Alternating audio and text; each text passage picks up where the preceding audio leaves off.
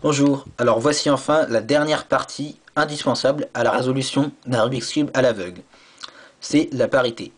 Alors désolé à ceux qui ont suivi le tutoriel dès le début, j'avais déjà fait presque toute cette vidéo et j'ai tout perdu, donc il m'a fallu un peu de temps avant de me remettre à la refilmer. Donc, la parité. On a vu aux étapes de permutation des arêtes et de permutation des coins qu'à chaque fois, dans le cas de notre mélange exemple, il nous restait un échange. Il nous restait ces deux arêtes-ci à échanger entre elles. Et au niveau des coins, celui-ci et celui-ci à échanger entre eux. On ne peut pas résoudre ça comme on a résolu les premiers, puisque on les échange 3 par 3, c'est impossible de les échanger seulement 2 par 2. Donc ce qu'on va faire, c'est qu'on va utiliser un principe, c'est qu'on va échanger d'abord deux coins, en échangeant en même temps deux arêtes. Parce qu'il est impossible d'échanger uniquement deux coins entre eux, mais il est possible d'échanger deux coins et deux arêtes en même temps. Comme ça va être difficile de se mettre dans un cas qui nous arrange dès le début, on va échanger nos deux coins avec deux autres arêtes, et ensuite on va se retrouver avec un double de cycle d'arêtes, c'est-à-dire ces deux-là à échanger entre elles, et les deux qu'on aura échangés en même temps que les coins à échanger entre elles également. Ça nous amène donc dans un cas qu'on a déjà appris à résoudre. Donc pour ça, on va utiliser deux formules, je vous les montre. Ce sont encore des PLL de la méthode Friedrich, sont la PLL T, qui échange ces deux coins entre eux, ainsi que ces deux arêtes entre elles, et la PLL Y, qui échange ces deux coins opposés entre eux, ainsi que ces deux arêtes entre elles. On peut se débrouiller avec une des deux, mais c'est plus pratique de connaître les deux, d'autant que quand on connaît l'une, on connaît l'autre. On va donc commencer par la PLL Y. Donc la PLL Y est composée de deux OLL de la méthode Friedrich. Donc si vous ne connaissez pas les PLL, vous ne connaissez pas les OLL, mais ça va être intéressant de voir qu'on peut décomposer cette formule en deux OLL. Vous allez voir pourquoi. Donc, cette PLL Y, on va la décomposer en deux OLL. Le premier, c'est celui qui résout ce cas.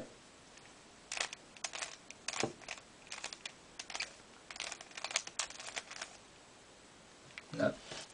Et le deuxième, c'est celui qui résout ce cas.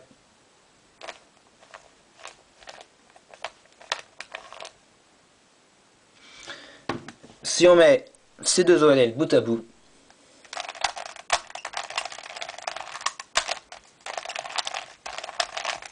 ça nous donne bien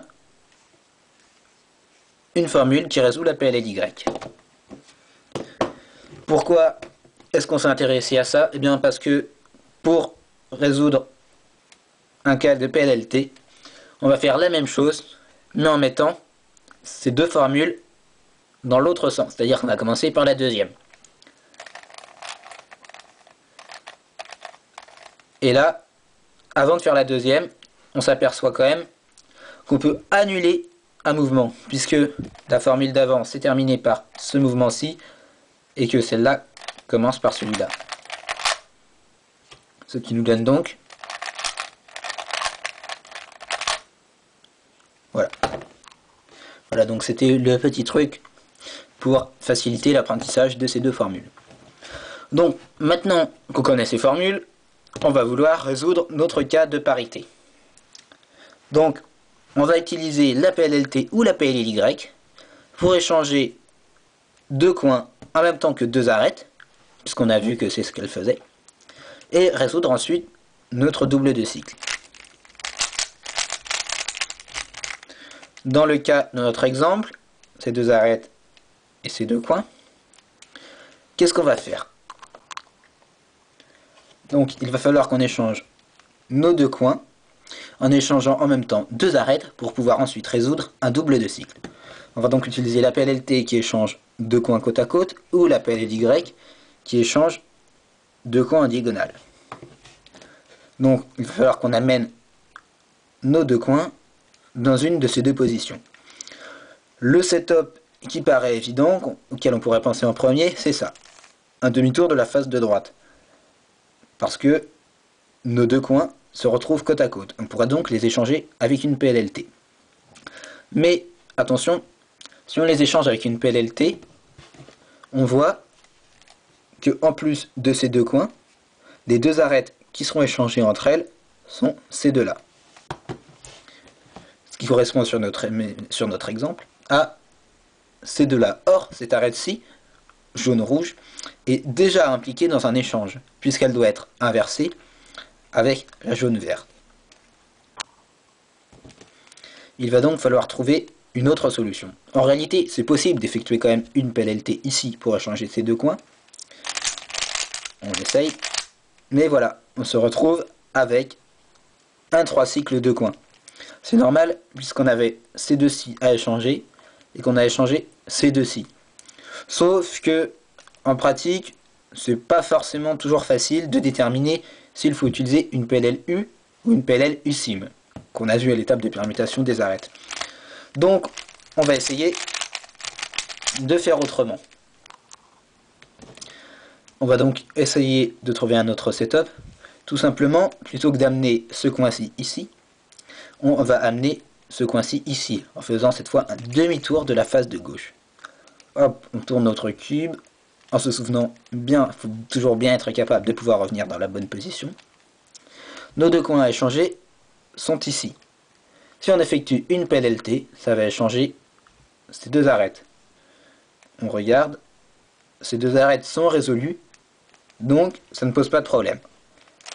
On effectue notre PLLT, et voilà, nos deux coins sont bien placés. Des setups. Il nous reste donc notre échange d'arêtes qui était resté après la permutation, et un deuxième deux cycles d'arêtes que nous venons de créer. Maintenant, c'est tout simple, vous savez résoudre ça, on a vu ça à l'étape de permutation d'arêtes. On va ramener ce cas à une PLL-H ou une PLL-Z. Par exemple, si on fait L2U'-R2, les deux arêtes du haut se retrouvent ici, on effectue une PLL-H. Je n'explique pas ça plus en détail, ça a déjà été vu. Bon, je vais quand même montrer un exemple de comment procéder lorsqu'on se retrouve, après avoir effectué notre PLLT ou Y, dans un 3 cycles d'arêtes. C'est-à-dire, par exemple, si on a fait ça, pour mettre les deux coins côte à côte, puis effectuer la PLLT.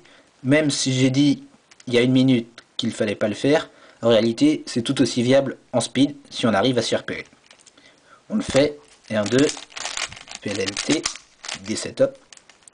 Voilà, il nous reste bien notre 3 cycles d'arêtes. Comment savoir s'il faut effectuer une PLLU ou USIM?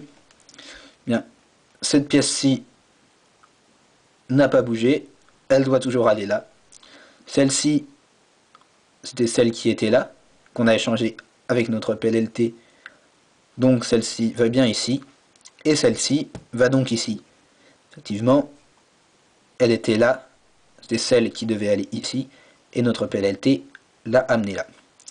Voilà, on sait dans quel sens ça tourne, cette pièce-ci va ici, on effectue donc une PLLU. Et voilà, on a résolu notre 3 cycles.